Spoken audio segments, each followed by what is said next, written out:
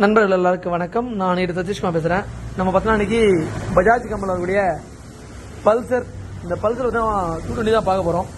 இந்த 220 கஸ்டமரோட நீடு என்னென்னா ரன்னிங்லேயே வந்து ஆஃப் ஆகிடுச்சு. ஃபர்ஸ்ட் விஷயம், வேறு எந்த ரீசன் கிடையாது. ஸோ கீ ஆன் பண்ணுறோம். ஸோ டிஸ்பிளே எல்லாமே பர்ஃபெக்டாக வேலை செய்யுது.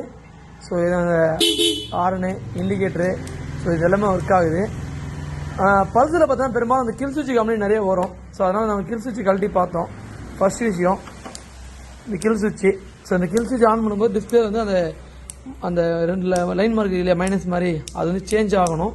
சேஞ்ச் ஆகலை, இதுதான் ரீசனு. இது பார்த்தீங்கன்னா ஒரு பெரும்பாலும் பார்த்தீங்கன்னா பல்சர் வந்து கிளச் இந்த ரைட் சைடில் உள்ள சுவிட்சஸ் வந்து நிறைய போகுது. அந்த காரணத்துக்காக நாங்கள் கிளச் சுவிட்சு சரி செல்ஃப் சுவிட்சு கழட்டி பிரித்து பார்த்தோம். ஸோ சுவிட்சஸ் வந்து நல்லா இருக்குது. ஸோ டேரக்ட் பண்ணி டேரக்டாக இருக்கா இல்லை வேறு ரீசனாக செக் பண்ணி பார்த்தோம். அந்த மாதிரி இது இல்லை. அதன் பிறகு நம்ம என்ன செஞ்சோம்னா லைன் டெஸ்ட் வச்சு இங்கே உள்ள லைன்லாம் செக் பண்ணி பார்த்தோம். இந்த லைன்லாம் ஃபர்ஸ்ட் வந்து ஏபிஎஸ், ECU கான்டாக்ட் இருக்குது. அடுத்து கில் சுவிட்சு, lighting, fuel pump relay, so அந்த HD காயில், இந்த மாதிரி மெயின் ரிலே, அப்புறம் ELC, கன்க்ளூஷன் பிஃபோர் இக்னிஷன் இருக்குது. ஸோ இந்த விஷயம்லாம் பார்த்தோம். என்னோட ஃபீஸ்லாம் ஃபஸ்ட்டு செக் பண்ணும்போது என்னோட கண்டினியூ கரெக்டாக இருந்தது. என்ன ரீசன்னு தெரியல. சரி இந்த இப்படி பார்த்தோன்னா இந்த ரிலே ஏதாவது சம்மந்தம் இருக்குமா அப்படின்னு ரிலே செக் பண்ணி பார்த்தோம்.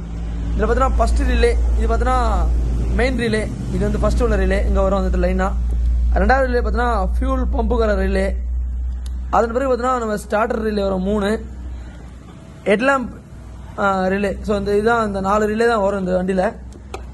மேற்கொண்டு ஸோ கொஞ்சம் டீப்பாக பார்க்கலாம் அப்படின்னு பார்க்கும்போது இங்கே உள்ள ஃபீஸு, இங்கே வர்ற ஃபீஸு, ஸோ இந்த லைன்லாம் கொஞ்சம் செக் பண்ணி பார்த்தோம்.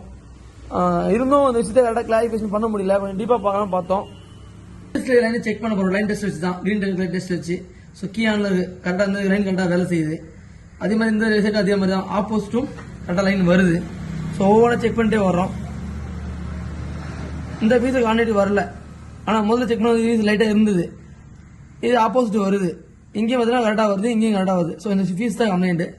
ஸோ மைல்டாக ஷார்ட் ஆயிருந்தது. ஃபர்ஸ்ட் பார்க்கும்போது உள்ள ஃபீஸ் மைல்டாக ஷார்ட் ஆயிருக்குது. சம்டைம்ஸ் சரியாக கிடைக்கல. இதான் ரீசனு. கண்டுபிடிச்சாச்சு. பார்த்தோன்னா பக்கத்துலேயே பார்த்தீங்கன்னா ஒரு ஸ்பேர் ஃபீஸ் இருக்குது. இந்த ஃபீஸ் எடுத்து நம்ம செக் பண்ணலாம்.